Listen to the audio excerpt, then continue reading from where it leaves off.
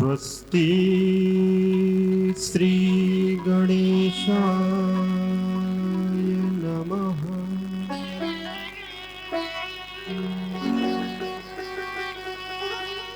श्री रामचंद्राय नमः।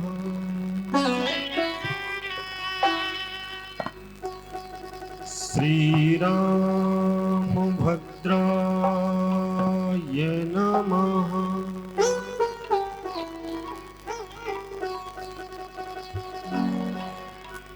श्री गुरुचरण कमलेभ्यो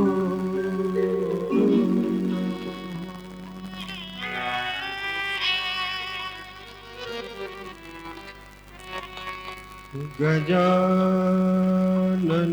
भूतगणाधिसेवितं कपित्तजम्बो फलचारुभक्षणम् उमासुतं शोकविनाशकारकम् नमामि विघ्नेश्वरपादपङ्कजम्।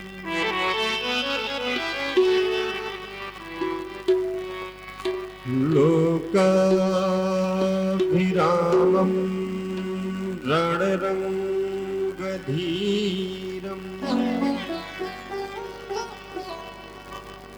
राजीवनेत्रं रघुवंशनाथम्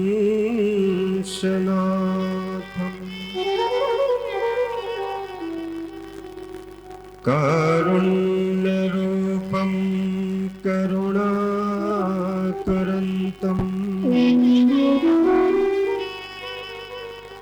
श्रीरामचन्द्रं शरणं प्रपद्ये।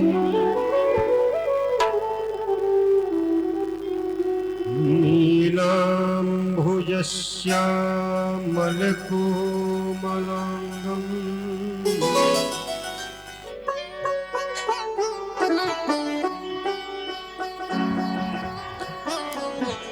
बोलो श्यावर रामचंद्र भगवान की जय। अकारण करुणा बरनाले नील जलद तन पीतांबरधारी राम राघवेंद्र सरकार की पवन पावन कृपा के फलस्वरूप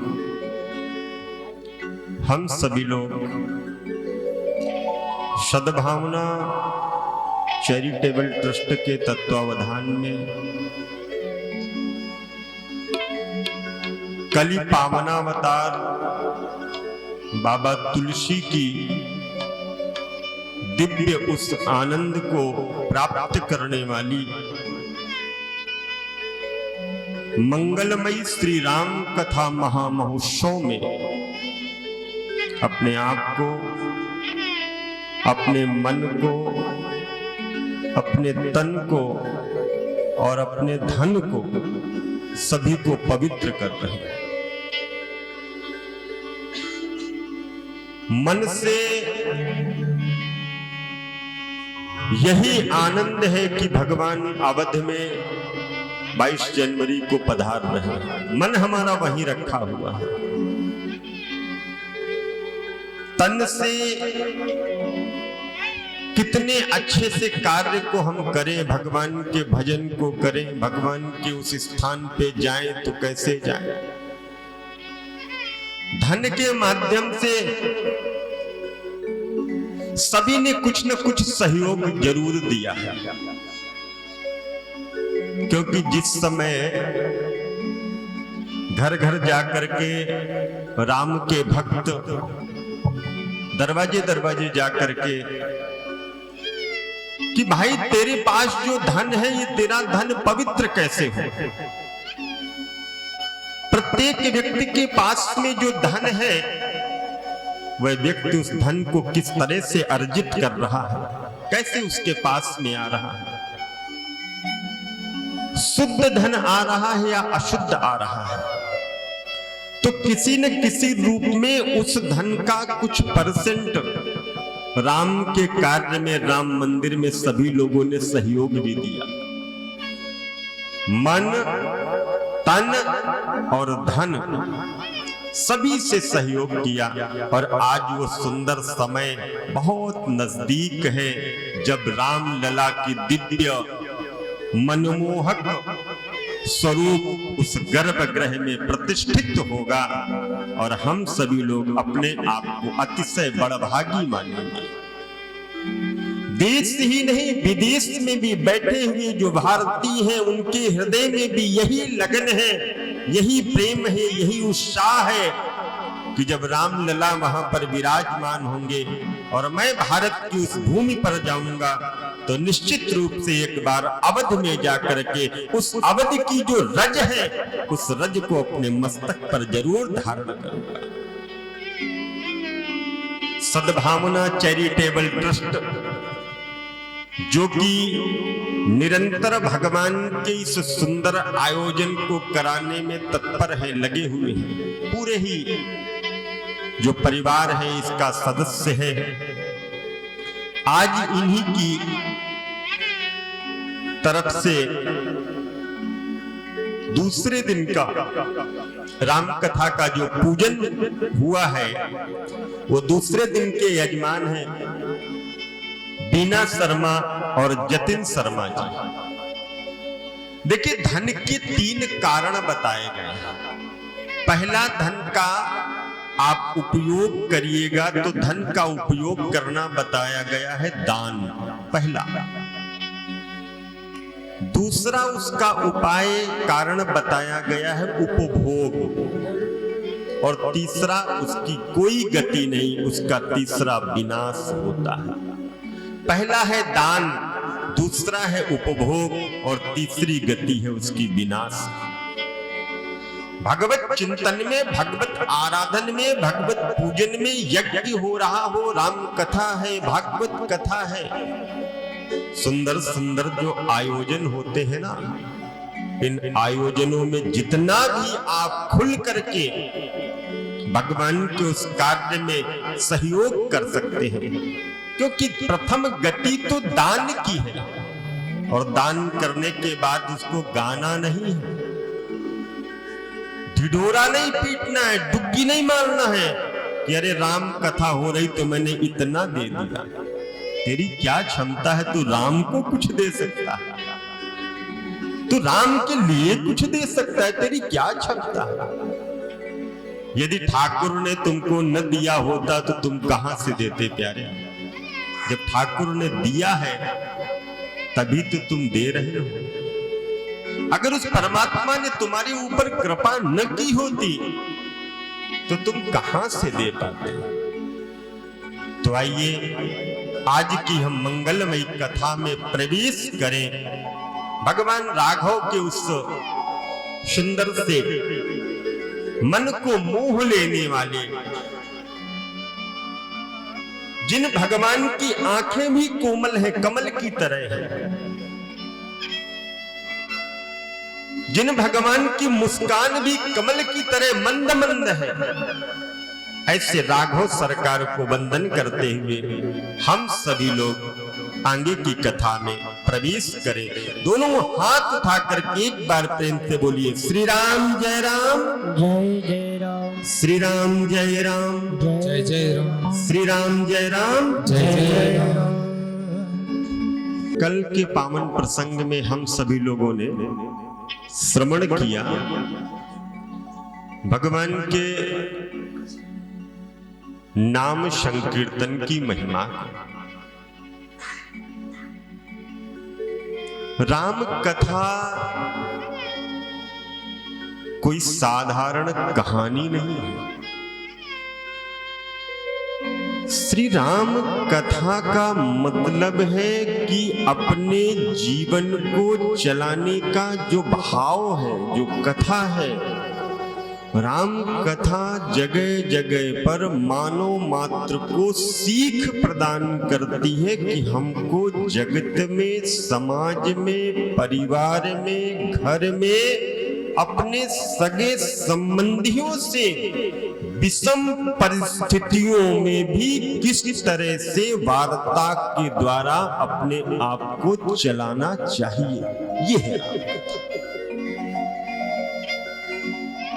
विषम परिस्थितियां भी जीवन में जब जब आकर के हमारे सामने खड़ी हो जाएं, हम भयभीत हो जाते हैं, परेशान हो जाते हैं। उस समय हमको राम कथा सीख प्रदान करती है। उस समय राम कथा के माध्यम से हम लोग ये सोचते हैं कि हमको ये कार्य ऐसे करना चाहिए। लोग कहते हैं राम कथा सुनने से क्या होता है? भाई राम कथा जो सुनते हैं, कहां सुनहि अनुमोदन कर रही। भगवान की कथा सुनिए और सुनने के बाद उस कथा को अनुमोदन, उसके ऊपर विचार करिए। केवल सुनने से ही फर्क नहीं पड़ेगा। महाराज प्रथु हैं, कहते हैं भगवान से कि प्रभु मुझे जीवन में कुछ नहीं चाहिए। बोले फिर चाहिए क्या? बोले मुझे केवल यही चाहिए कि मेरे 1000 कान हो जाए। बोले 2 कान आपको कम लगते? बोले बिल्कुल कम है। क्यों? प्रभु आपकी कथा अगाध समुद्र है और हम छोटे से प्राणी किस तरह से एक चींटी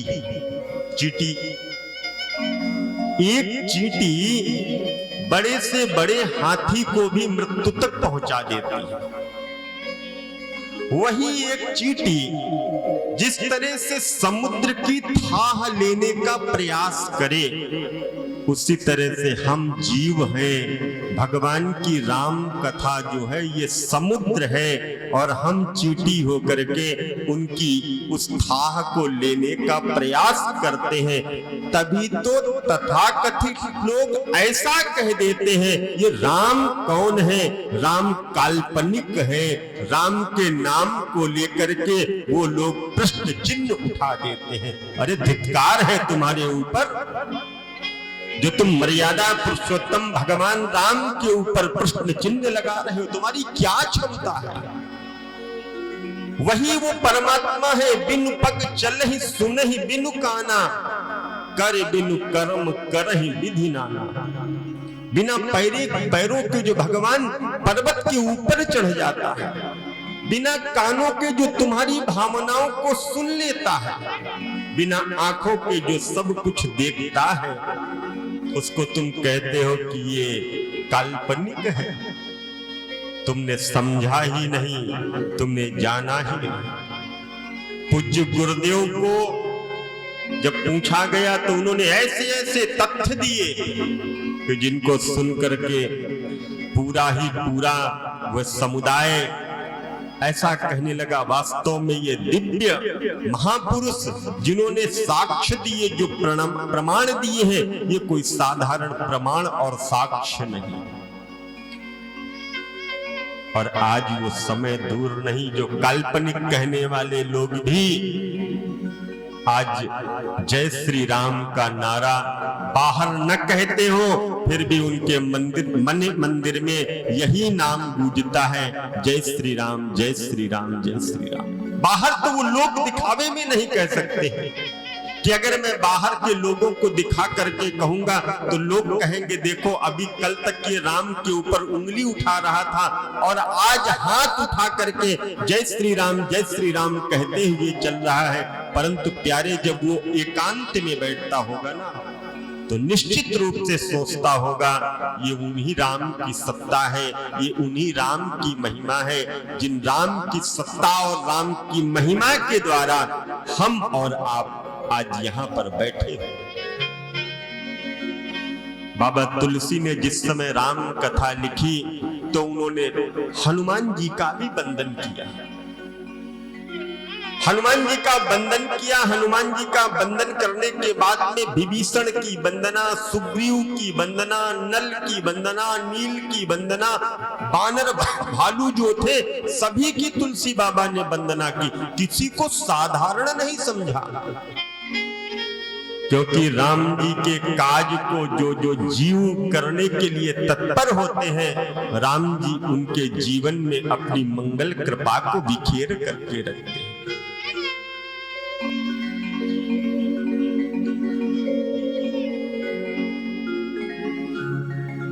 बोलो श्री राम जय राम, श्री राम जय राम, श्री राम जय राम, श्री राम जय राम, जय जय राम, श्री राम जय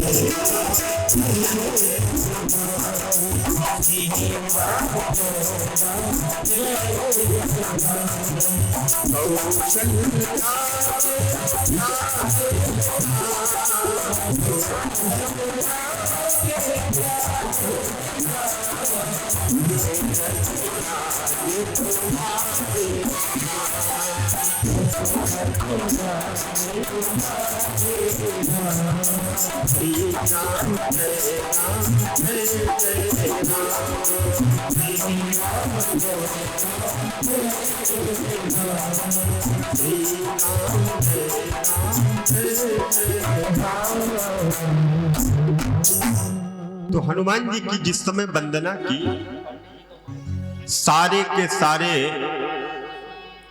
राज दरबार लगा हुआ है और राज दरबार में भगवान का राज्याभिषेक हो चुका है। सुनिएगा बड़े भाव के साथ, राम राज्याभिषेक हो चुका है और भगवान का दरबार आज लगा हुआ है। भगवान राम के साथ में जितने भी बानर भालू जो भी थे सभी को भगवान ने विदा किया। कोई जाने के लिए तैयार नहीं, फिर भी भगवान ने सभी को विदा किया। और जैसे सब विदा हुए, एक दिन हनुमान जी महाराज बैठे हुए हैं और हनुमान जी महाराज को देख करके रघुनाथ जी ने, राम जी ने हनुमान जी का हाथ पकड़ा। एक हाथ से हनुमान जी का हाथ पकड़ा और दूसरे हाथ से भरत का हाथ पकड़ा। पूरा परिवार, माताएं बैठी हुई हैं, गुरुदेव बैठे हुए हैं, सभी मंत्रीवर बैठे हुए हैं, देवियां बैठी हुई हैं, उर्मिला, मांडवी, स्तुति, कीर्ति, भगवती, जानकी, सभी लोग बैठे हुए हैं। आज रघुनाथ जी ने एक हाथ से श्री हनुमान जी के हाथ को पकड़ा, दूसरे हाथ से भरत के हाथ को पकड़ा और भरत से कहने लगे, हे भरत, मैं हनुमान के ऋण से उऋण कैसे हो सकता हूं, मुझे बताओ। भरत ने कहा, भैया मैं क्या बताऊं, मेरी इतनी क्षमता नहीं है कि भरत ये कह सके कि हनुमान के ऋण से आप ऐसे उऋण हो सकते हो। फिर भी आपने मुझसे कहा है ना, तो संत का नियम ये है कि किसी न किसी रूप में भक्त की जो भावनाएं होती हैं, उनके जो विचार होते हैं, उनके विचारों का जो प्रश्न होता है, उन प्रश्नों का उत्तर देना चाहिए। मैं निश्चित रूप से आपके प्रश्न का उत्तर दूंगा। कौन सा प्रश्न, किससे पूछोगे? बोले भैया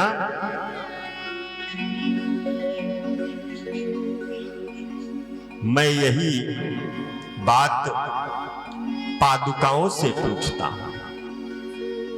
और भरत जी गए हैं, जाकर के पादुकाओं को प्रणाम किया है, पादुकाओं से पूछा। पादुकाओं ने कहा है कि देखो एक काम करो, भगवान राघव सरकार इस जन्म में हनुमान के ऋण से उऋण नहीं हो सकते। फिर क्या करना है? बोले एक काम ये करना है कि जब भगवान श्री राघवेंद्र सरकार कृष्ण के रूप में होंगे, उस समय श्री हनुमान जी महाराज बांसुरी बनेंगे और बांसुरी बन करके जिस तरह से रघुनाथ जी के चरणों की सेवा श्री हनुमान जी ने की है, इसी तरह से हनुमान की भी सेवा बांसुरी के माध्यम से भगवान स्वयं उनके पैरों को दबाएंगे। बोले वो कैसे हो सकता है, वो कैसे हो सकता है? बोले बिल्कुल होगा। जिस समय ठाकुर अपने अधरों पर उस वेणु को रखेंगे और जो उस बांसुरी के छिद्र है ना, उन छिद्रियों पर जब उंगली चलाएंगे तो निश्चित रूप से श्री हनुमान जी बांसुरी के रूप में होंगे और कृष्णचंद्र जी उनके पैरों को दबाते रहेंगे। ऐसी सुंदर सीख श्री भरतलाल जी ने दी। हनुमान जी कोई साक्षात नहीं, साधारण नहीं है, वो स्वयं वायु के पुत्र हैं। कोई तर्क करते हैं कि जब सभी लोग चले गए तो हनुमान जी की मृत्यु नहीं हुई क्या? तर्क करने वाले तर्क करते हैं कि हनुमान जी की मृत्यु नहीं हुई। राम राज्य की ऐसी व्यवस्थाएं थी कि पिता से पहले पुत्र की मृत्यु नहीं हुआ करती थी। पिता से पहले पुत्र मृत्यु को प्राप्त नहीं होता था। तो बोले इसमें कौन सी बड़ी बात, हनुमान जी क्यों नहीं गए?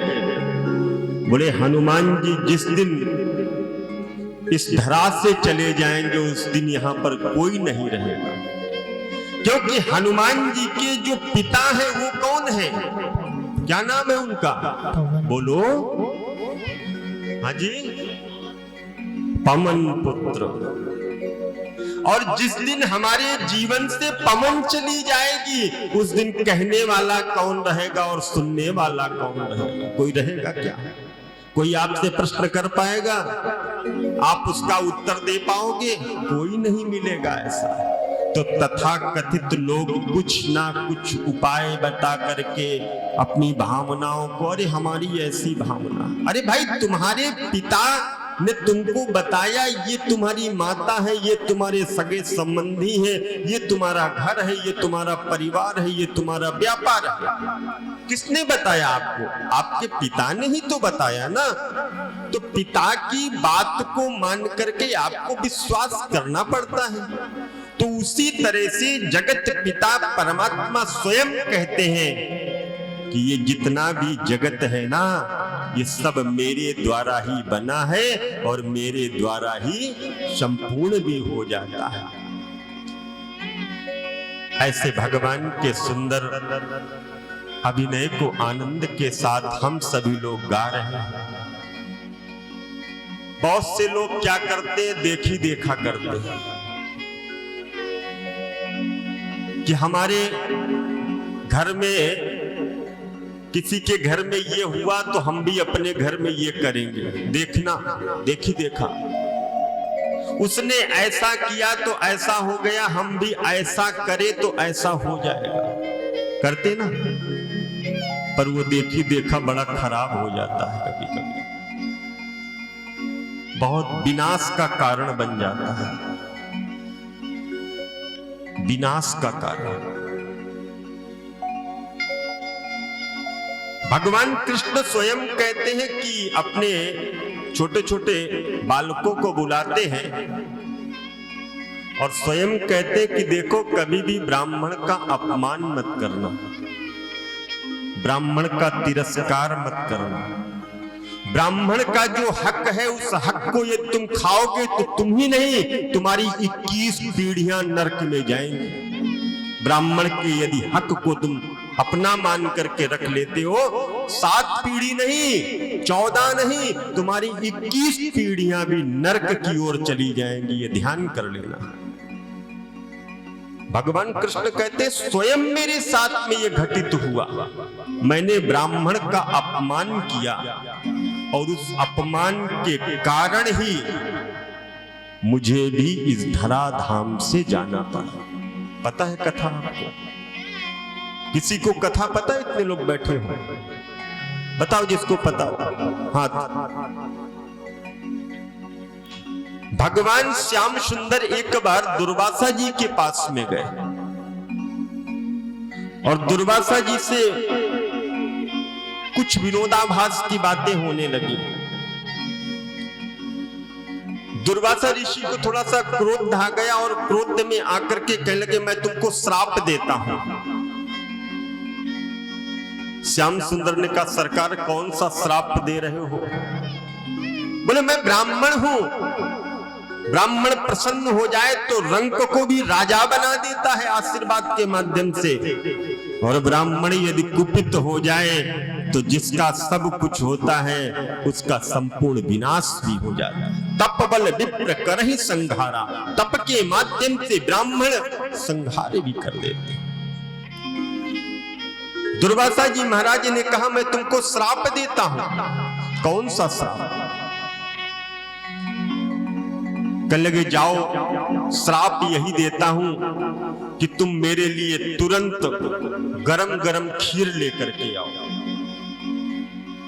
भगवान श्याम सुंदर कृष्ण सोचने लगे, गरम गरम खीर, और ऐसी खीर लेकर के आना जो खीर बिल्कुल खौल रही हो, ठंडी ना हुई हो। दुर्वासा जी ने जैसे ही कहा तो भगवान कृष्ण ने उस खीर को लाकर के दुर्वासा जी के आगे रख दिया, और दुर्वासा जी ने कहा कि अब इस खौलती हुई खीर को तुम अपने हाथ में लो। श्याम सुंदर ने कहा, प्रभु करना क्या चाहते हो? बोल रहे कि जो मैंने कहा है उस कार्य को आप करो। आपने मेरा परिहास किया है ना, उस परिहास का श्राप, उसका दंड मैं आपको दे रहा हूं, और आप उसको स्वीकार करिए। इस खीर, गरम खीर को हाथ में लो, और इस खीर को लेकर के आप अपने पूरे शरीर पर इसकी मालिश करो। दुर्वासा जी के कहे हुए ऐसे वाक्यों को सुनकर के भगवान कृष्ण ने उस खीर को लिया और उस खीर से अपने पूरे शरीर पर लेपन करने लगे। वो गरम गरम खीर सर से रखा उस खीर को, क्योंकि ब्राह्मण का ये प्रसाद है, ब्राह्मण ने कहा है तो वो प्रसाद है कि आप इस कार्य को करिए। खीर को लेकर के सर पर रखा, पूरे शरीर में उसका लेपन किया। लेपन हो जाने के बाद कहने लगे, बस मेरा श्राप पूर्ण हो गया, इतना ही मुझे कहना था। दुर्वासा जी ने जैसे ही कहा, मेरा श्राप पूर्ण हो गया, इसके आगे मुझे कुछ नहीं कहना। भगवान ने कहा, कौन सी लीला प्रभु आपने की? आपने श्राप भी दिया। बोले, गरम खीर लेकर के आओ। मैं गरम खीर लेकर के आया। आपने कहा कि पूरे शरीर पर उसका लेपन करो, मैंने लेपन भी किया, परंतु भगवान श्याम सुंदर ने उस खीर को पूरे शरीर पर तो लगाया, पैरों के नीचे के भाग में उस खीर को नहीं लगाया, क्योंकि संत की जो प्रसादी होती वो सर पर रखने के लिए होती है, पैरों में धारण करने के लिए नहीं।